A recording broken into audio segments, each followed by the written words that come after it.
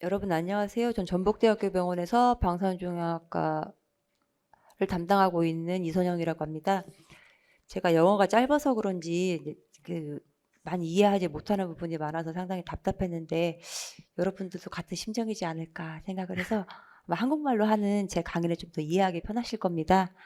저는 임상이라서 온열치료 연구를 많이 했는데 임상에 관한 연구를 많이 했어요. 계속 자궁경 부암이나 이제 뭐 약동학적 정말 온열치료했을 때 약이 안전하게 분해가 되고 대사가 되는가 그런 연구를 많이 하고 조금 더 확장을 해가지고 전이에 있어서 특히 뼈전이 있는 환자들은 이게 방사선 치료에 효과적이지만 다시 재발하고 재발해서 상당히 고질적인 문제를 많이 갖고 있거든요. 이런 환자들 아시다시피 암이라는 것은 환자가 암 걸리고 나서 요즘 빨리 돌아가시지 않습니다. 약이 좋아지고 하면서 라이프 익스펜던시가 상당히 많이 길어졌어요. 근데 길어진 만큼 지금 이제 암 치료에 있어서 예전에는 암을 낫게 하는 거, 캔서셀을 없애는 거에 주 목적이라고 하면 지금은 환자들의 기대 수명이 증가되면서 라이프 오브 퀄리티, 즉 삶의 질을 암이 있어도 얼마나 덜 아프고 행복하게 사느냐 그런 걸로 패러다임이 옮아가고 있습니다. 그래서 조금 어느 정도 뼈 전이가 있는 환자여도 삶의 질을 높이기 위해서 또 다른 치료법이 있지 않을까라고 생각을 해가지고 이제 제가 이제 발표할 연구는 이제 올해 캔서에 이제 실린 논문인데요. 주로 뼈 전이가 있는 환자들은 방사선 치료를 많이 해놨는데 방사선 치료가 안 되는 환자들은 온열 치료만 하는 경우도 있고요. 이제 보통 두 그룹으로 많이 나뉘어져 있는데 이걸 병행했을 때 치료했을 때 각각 했을 때보다 어느 정도 치료 효과가 많을까 좀 궁금했습니다. 그거에 대해서 연구한 내용입니다.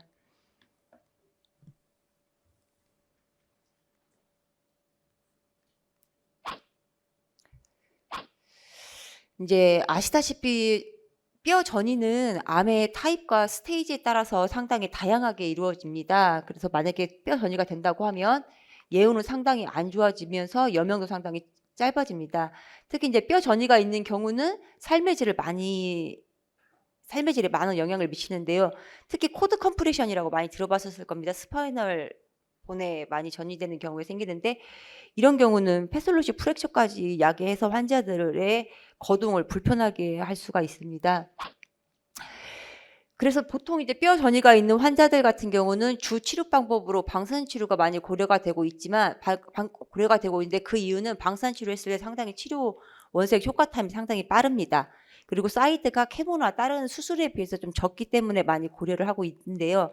이런 방사선 치료도 무조건 안전한 건 아닙니다.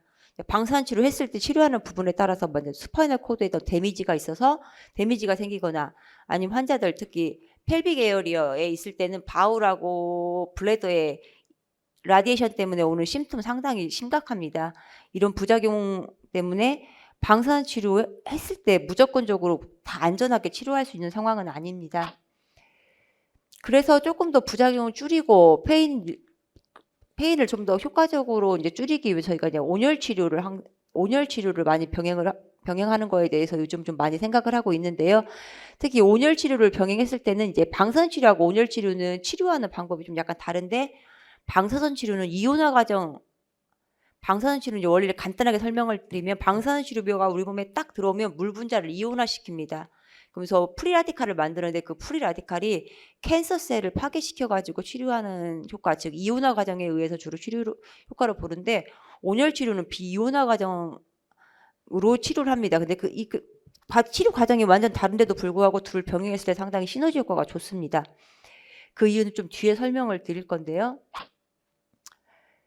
특히 이제 온열 치료 같은 경우는 셀 멤브레인을 타깃으로 하고 국소적으로 온도도 높이면서 블러드 서플라이 증가시키면서 옥시전 농도를 증가시켜서 방사선 치료는 아까 말씀드린 것처럼 프리라디칼로 캔서셀을 공격하는 거기 때문에 프리라디칼이 많이 만들어지는 환경, 산소 농도가 높거나 블러드 플로우가 높은 상태에서 상당히 치료 효과가 높습니다.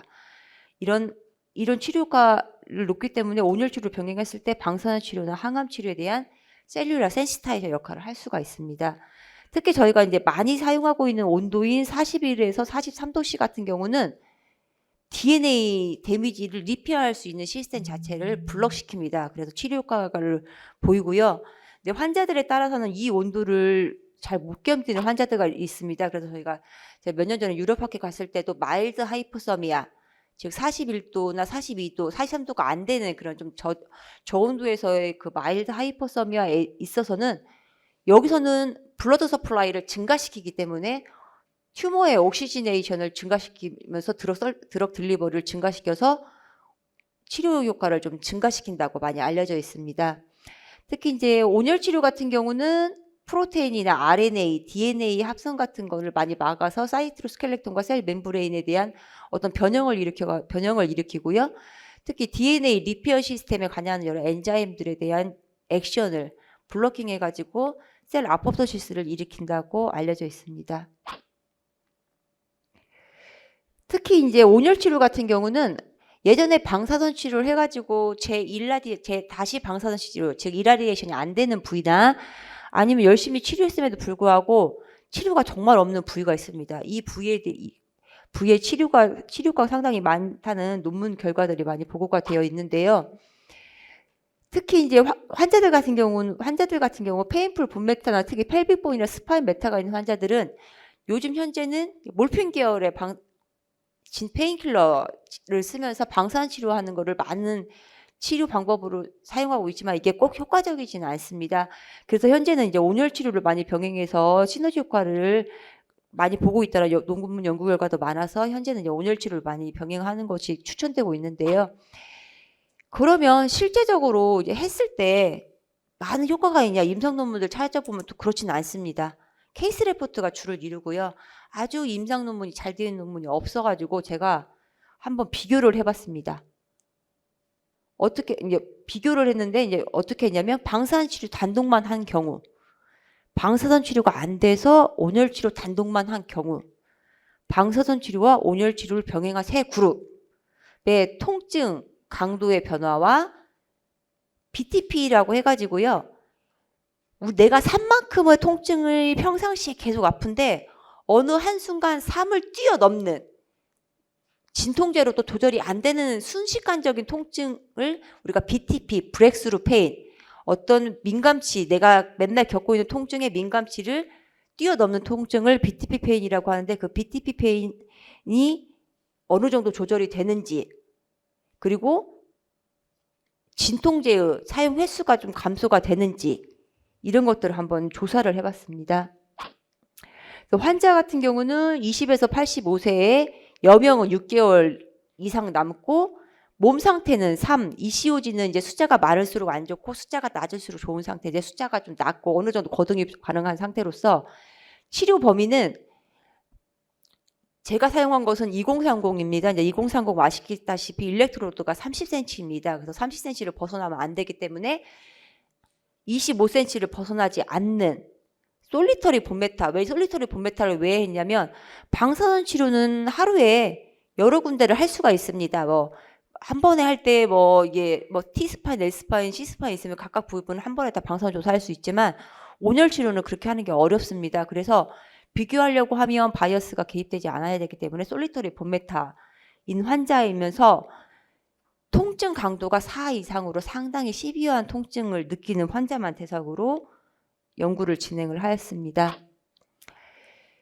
그래서 방사선 단독 그룹에서는 21케이스, 온열치료 단독 그룹 20케이스, 2개 컴바인한 20케이스를 비교를 했습니다. 그래서 이제 이렇게 하는데 이제 온열치료 하는 그룹은 방사선치료 첫날 온열치료를 같이 시작을 해가지고 온열치료만 단독으로 하는 경우는 온열치료를 12번 하루에 일주일에 3번씩 4주 진행을 했고 컴비네이션 하는 그룹은 적어도 2시간 두 치료의 그 컴바이네이션이 무조건 어떤 한 치료가 끝나고 나서 그 다음 치료가 이루어지기까지는 1시간 이내에 이루어지도록 하고 방사선 치료는 10번을 하고 이 방사선 치료도 시작한 동일한 날짜에 온열 치료는 온열 치료 단독구가 동일하게 10위를 유지했습니다. 환자군 배정에 있어서도 바이어스가 개입이 되면 안 되기 때문에 최대한 개입이 안 되게 나이도 거의 평균 수명이 비슷한 수준으로서 연령비도 거의 2대1의 비율로 그리고 프라이머리 캔서 사이트도 큰 차이 없이 본 로케이션에 따라서 방사선 같은 경우는 솔직히 펠비폼보다 스파인분이 더 컨트롤이 잘 됩니다. 근데 온열 치료도 혹시 그런 영향을 미칠 수 있지 않을까 싶어가지고 두 군 비교할 때 아예 그냥 큰 차이가 없게, 통계학적 차이가 없게 만들었고, 이제 저희가 이제 환자의 그 브렉스루 페인이라고 해가지고 돌발성 통증의 횟수가 적어도 이제 6회 이상 발생하는 환자들에 있어서 페인킬러와 BTP 브렉스루 페인과 일반적인 통증의 강도가 6점 이상, 6점 중반대 되는 환자들로 비교를 했습니다. 방사선 치료는 30g의 템프레이션 저희가 가장 많이 사용하는 걸로 치료 범위를 잡았고요. 치료 범위는 저희가 이미징 상에서 보이는 것에서는 2cm 마진을 두고 전체적인 치료 범위에서는 0.5cm 더 마진을 둬가지고 치료를 시행했는데 3D 컨포멀 라디에이션 세라피로 동일하게 모든 환자를 치료를 시행을 했습니다. 온열 치료는 저희가 EH와 2000 기계를 사용했는데요.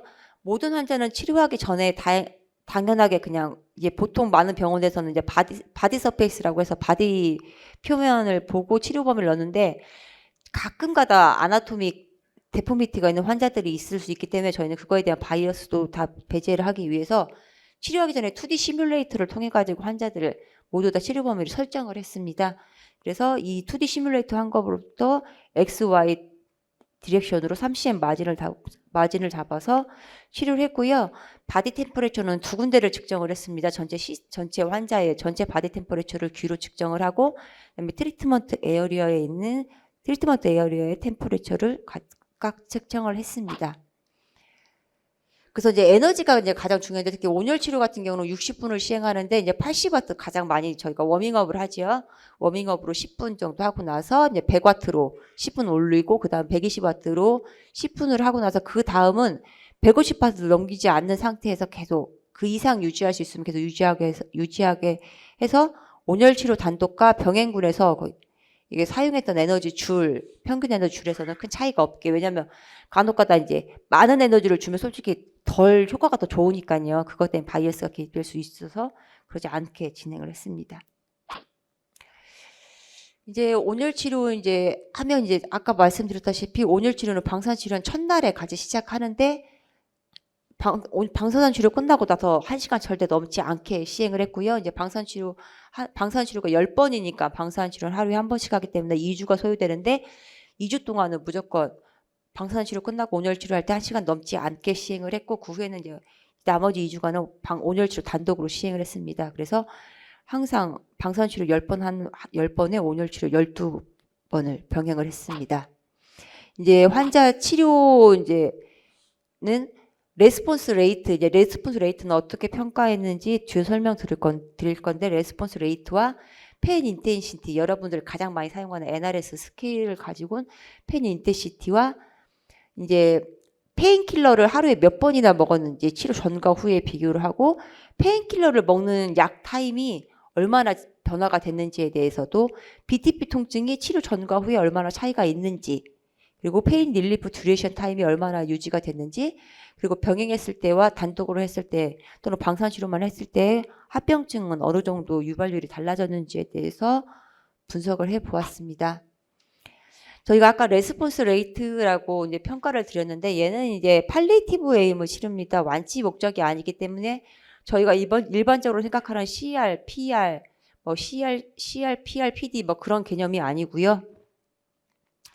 CR은 이제 통증 강도 정도는 완전 사라졌을 때는 CR로 받고 환자가 기존 호소했던 통증 스코어보다 2점 이상 떨어졌을 때는 PR, 1점 이내로 떨어지거나 약간 1점 정도 증가됐을 때는 NC, 오히려 2점 이상 증가했을 때는 PD로 보고요. 저희가 이제 그 페인이 이제 릴리프 되는 이제 타임, 약 진통제 같은 경우도 보면 증가되지 아예 않는 경우는 CR하고 PR로 받고요. 약간 25% 미만으로 증가됐을 때는 ND, 그냥 크게 차이가 없거나 오히려 증가됐을 때는 PD로 이렇게 저희가 봤습니다. 그래서 이제 환자 페인 정도를 보시면 방사선 치료 전에는 이제 6.4, 6.35, 6.45점이었는데 이제 치료 직후 치료하고 나서 보통 이제 방사선 치료도 늦게 치료 보는 효과를 보시는 분들이 있어서 치료한 후에 4주 후에 이제 통증 정도를 비교했습니다. 이제 3.5, 4.0, 이제 온열 치료 단독으로 했으니까 조금 효과는 떨어지고요. 병행했을 때는 치료 직후 방사선 치료 단독보다는 상당히 많이 떨어지고 특히 4주 후에는 더 많이 떨어지는 양상이 관찰됐습니다. 그리고 진통제를 먹는 횟수 같은 경우도 보통 이제 환자들이 아프면 수시로 먹는 저희가 이제 우리가 평상시 하루 3번 먹는 약 빼고 많이 아플 때 먹는 이제 버버로드로 주는 약들이 있는데요. 그 약 먹는 횟수가 보통 이게 저희가 6회, 또 마약성 진통제를 많이 먹고 있기 때문에 환자들이 보통 5회 이상 평가가 되었는데 치료 끝나고 나서는 대부분이 이제 기본적으로 먹는 약으로 많이 줄어들었습니다. 그리고 BTP 이게 가장 중요한데요. 내가 기본적으로 느끼는 통증보다 더 극심하게 느끼는 통증 횟수 이게 본메타화 때는 환자들에서 가장 심하게 이것 때문에 이제 치료를 하는 이유인데 이걸 호소하는 횟수도 보통 치료 전에는 보통 6회나 5회 정도 이상으로 다 평가가 됐는데 이제 치료 직후에도 상당히 많이 감소했는데 치료하고 나서 4주 후에 병행 그룹에서 상당히 많이 더 감소를 했습니다. 그리고 이제 페인이 그러면 이제 다시 또 원래 호소했던 페인의 강도만큼 다시 페인이 증가될 때까지 걸리는 시간을 평가를 해봤더니 병행했을 때 상당히 더 오래 소요가 시간되는 게 확인이 되었습니다. 그래서 이제 이걸 그래프로 표시를 했더니 그래프 보면 이제 눈 시각적으로 보이기 때문에 더 잘 보이는데요. 이제 이거 보면 이제 이게 앞에 있는 게 방사선 치료 단독, 온열 치료 단독, 이게 병행한 그룹입니다. 병행한 그룹에서 보면 이제 솔직히 이제 상당히 많이 이게 감소된 것이 보이는데 레스폰스 같은 경우는 이제 크게 그 약의 페인 이런 것이 보면 여기 옆에 이게 저희가 이제 Y축을 보시면 이 프리퀀시가 보이는데 약 복용 횟수는 크게 차이가 없는 이유가 환자들은 미리 아플 것을 얘기를 합니다. 얘기 통증이라고 하죠. 얘기 통증 때문에 무섭기 때문에 기본적으로 안 아프다 하더라도 하루 3번씩 꼬박꼬박 약은 먹어야 된다고 생각하기 때문에 약물 복용 횟수는 크게 차이가 없었는데요. 그 외의 나머지에서는 유관적으로 눈에 띌 정도의 통계학적 차이가 있었습니다. 저희가 그래서 이제 이것도 이제 아까 CRPR을 비율을 봐도 CRPR 비율에서는 통계학적으로 크게 차이가 있는 정도의 비율은 없었습니다. 즉 이 말은 뭐냐면 만약 많이 아프다고 하면 온열치료 단독도 만약 못하는 경우는 효과 있다라고 이제 그러니까 바꾸어서 생각할 수 있는 결과를 얻게 되었는데요. 저희가 이제 여기 보시면 이제 아까 이제 저희가 이제 치료 끝나고 나서 페인 인텐시스의 감소 이거 4주 이거는 직후 감소한 거고 4주 후에 감소한 거 보면 직후보다는 시간이 좀 더 많이 흘렀을 때 더 많은 치료 효과가 나타났습니다. 이제 여기는 보면 페인 듀레이션도 보면 이게 치료 바로 직후 이제 그쪽 나타나는 거고 이건 아까 말씀드렸다시피 스파인과 펠비폰에 따라서 방사선 치료 약간 레스폰스가 약간 다르기 때문에 온열 치료나 다른 치료에 있어서도 병행했을 때 치료 부위에 따라서 어떤 바이어스가 개입될 수 있을까라는 생각에도 각각의 부위를 가지고 비교해봤을 때는 크게 차이가 없었습니다.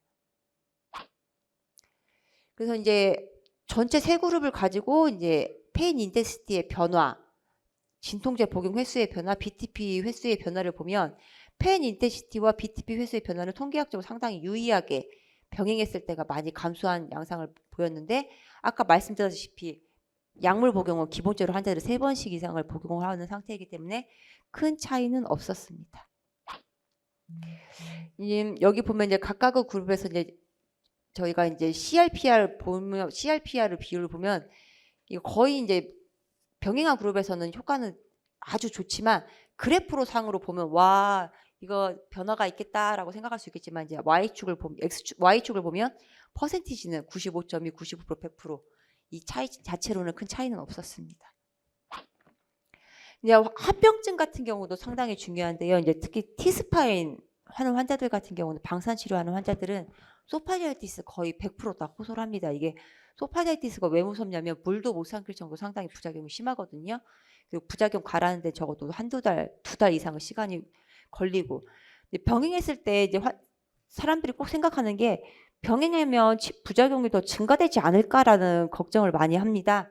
네, 의외로 병행했을 때 부작용이 조금 더 적게 나타났습니다.